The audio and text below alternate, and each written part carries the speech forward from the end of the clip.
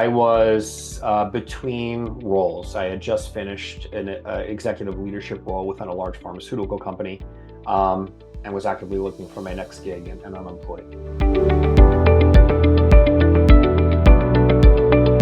It took me about a month to realize that the pharmaceutical job market was quantifiably the worst in the last 25 years it's ever been.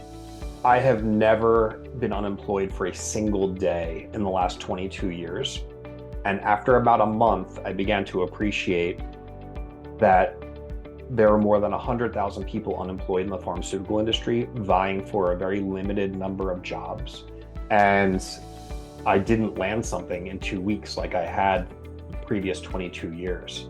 So for me, the decision to work with ECU was about making sure I landed a role as fast as possible, because time is money, and the longer I was out of work, the more financially painful it was going to be.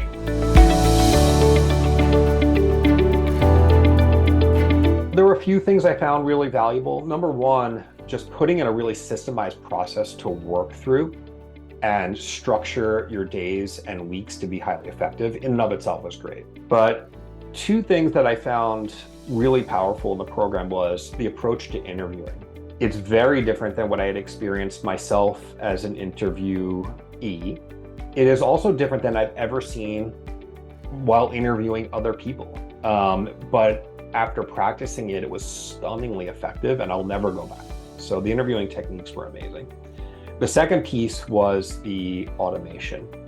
So although I knew people at every job I had applied for, those people have families and work commitments, and helping you is something they want to do, but not something they always have the time or capacity or the network to help within those companies.